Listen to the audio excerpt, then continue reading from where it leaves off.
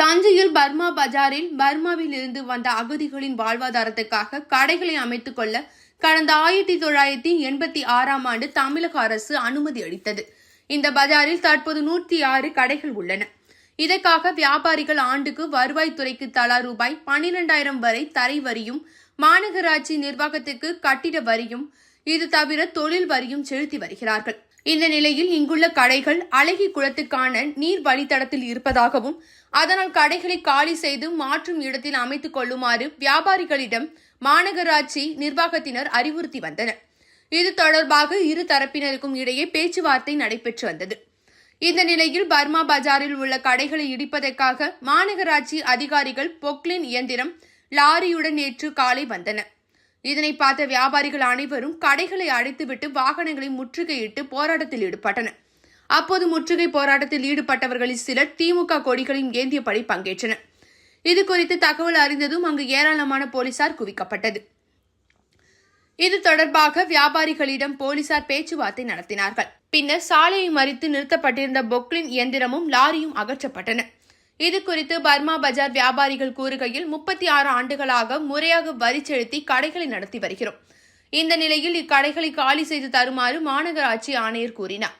இது தொடர்பாக மாற்று இடம் கேட்டபோது பீரங்கிமேடு பகுதியில் இடம் தருவதாகவும், அதற்கு ரூபாய் தலா 2 லட்சம் முன்பணமாக தர வேண்டும் எனவும், மாதம் வாடகை தலா ரூபாய் 10,000 வழங்க வேண்டும் என்றும், நிரந்தர கட்டடமாக அல்லாமல் தற்காலிக தகர சீட் அமைத்துக் கொள்ளுமாறும் மாநகராட்சி அலுவலர்கள் கூறினர்.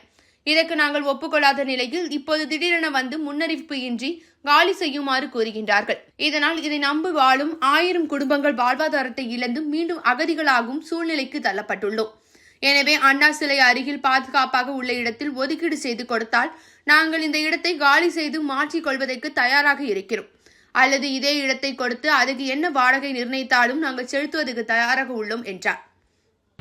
அவங்க எங்களை போய் கேட்கும்போது நாங்கள் ஒன்றும் காலி பண்ண சொல்லியா, நீங்கள் ஏன் காலி பண்ண போறீங்கன்னு சொல்கிறாங்க.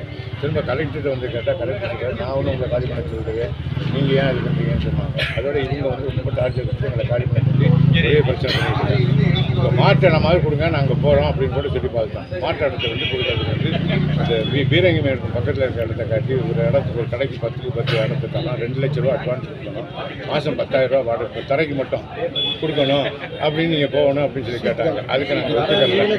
நீங்களே கடையை கட்டிக்கணும், கடையை பக்காவாக கட்டக்கூடாது, ஷீட் போட்டு கட்டணுமா, அது மாதிரி பண்ணிக்கோங்கன்னு சொல்லி கேட்டாங்க. அதுக்கு நாங்கள் ஒத்துக்கல, போக முடியாது அப்படின்ட்டோம். இப்போ திடீர்னு உடனே காலி பண்ண நோட்டீஸ் கிடைச்சி இது வரைக்கும் யாருமே கொடுக்கல.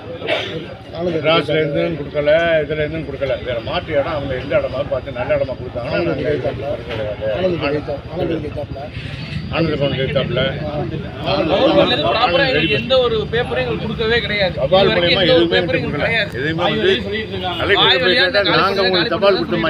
சேஃப்டியான இடமா இருந்து ஆனந்தத்துக்கு எழுத்தாப்புலையோ இல்ல சபாவுக்கு பக்கத்துலயோ இல்ல காவிரி திருமங்கடிக்கு எழுத்தாப்புலையோ எங்களுக்கு சேஃப்டியான இடமா கொடுத்து எங்களை இது கட்டிக்கிட்டு நாங்கள் போகணும்னு சொன்னாங்கன்னா, பர்மிஷன் கொடுத்தாங்கன்னா நாங்கள் கட்டிட்டு போயிடுவோம். ஒரு எம்டி ஃபிளாட்டை கொடுத்து அதில் நீங்கள் கடை கட்டிக்கங்க, அதில் நீங்கள் சேஃப்டியான இடமா கொடுத்துட்டீங்கன்னா நாங்கள் கிளம்புறதுக்கு தயாராக இருக்கோம். இல்லை இந்த இடத்துல வருவாய் வேணும் நகராட்சிக்குன்னு சொல்லிட்டாங்கன்னா இந்த இடத்துலேயே இருந்துக்கிட்டு